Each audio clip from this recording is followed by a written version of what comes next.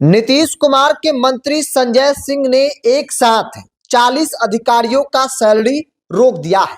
मंत्री संजय सिंह का साफ साफ शब्दों में मैसेज है कि अगर कोई अधिकारी काम नहीं करेगा तो उसका सैलरी रोक दिया जाएगा, उस पर विभागीय कार्रवाई किया जाएगा। सरकार आपको पैसा इसलिए देती है ताकि आप जनता का काम कर सके, जनता की उम्मीदों पर खरा उतर सके। लेकिन अगर आप काम चोरी करेंगे, अपनी जिम्मेवारी से भागेंगे, भ्रष्टाचार में लिप्त होंगे, तो फिर न सिर्फ आपका वेतन रोका जाएगा बल्कि आपकी नौकरी भी खतरे में है, आप पर कार्रवाई भी किया जाएगा।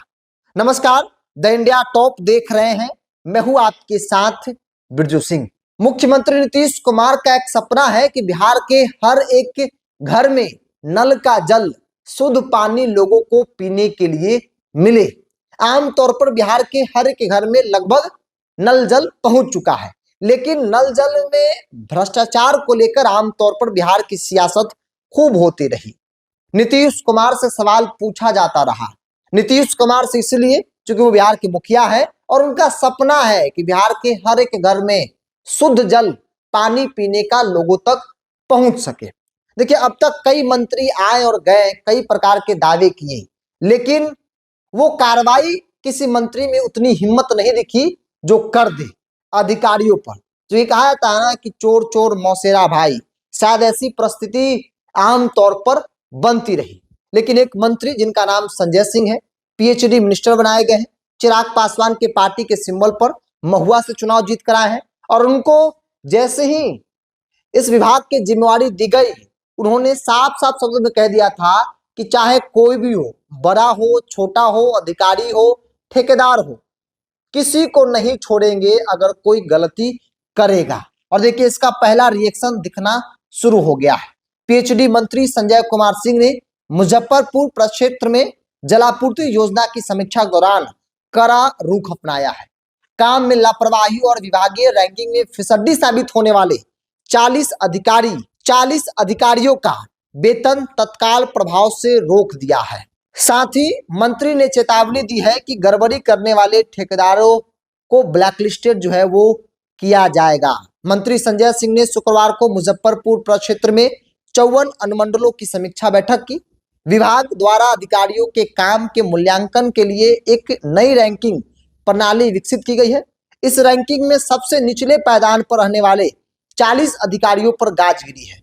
मंत्री के निर्देश पर बॉटम 5 कार्यपालक अभियंताओं, बॉटम 10 कार्यपालक अभियंताओं और बॉटम 25 कनीय अभियंताओं का वेतन तत्काल प्रभाव से रोक दिया गया। साथ ही उनसे स्पष्टीकरण मांगते हुए विभागीय कार्रवाई शुरू करने का आदेश जो है वो दिया गया है। मतलब कि अगर आप कामचोर हैं, अगर आप भ्रष्टाचार में लिप्त है, रैंकिंग आपकी बहुत कम है, तो फिर न सिर्फ आपका सैलरी रोका जाएगा बल्कि आपसे पूछा जाएगा, जवाब मांगा जाएगा और उसके बाद आप पर विभागीय कार्रवाई भी की जाएगी। याद कीजिए, संजय सिंह से जब सवाल पूछा था हमने, जब वो पदभार ग्रहण किए थे, कि कई चुनौतियां आएंगी, क्योंकि आमतौर पे कई मंत्री आए गए, कईयों ने वादा किया, बड़े बड़े बात कही गई कार्रवाई को लेकर, लेकिन किसी ने कार्रवाई, इस तरह की ठोस कार्रवाई नहीं की।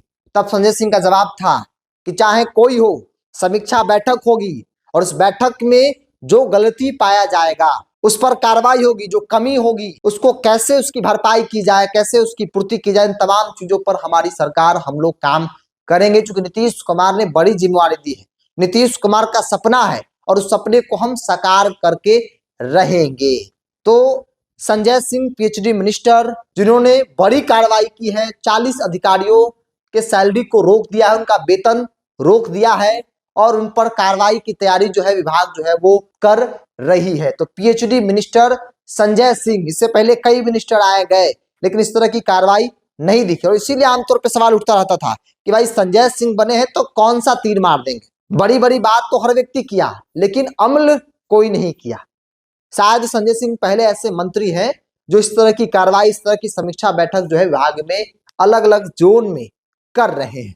बहरहाल अब देखना होगा कि संजय सिंह ने जो कार्रवाई शुरू किया है, क्या ये यूं ही आगे बढ़ता रहेगा या फिर बाकी मंत्रियों की तरह ये भी चुपचाप बैठ जाएंगे। आप क्या मानते हैं? आप अपनी राय को कमेंट्स बॉक्स में रखिए। इस पूरी रिपोर्ट में इतना ही। बहुत बहुत धन्यवाद।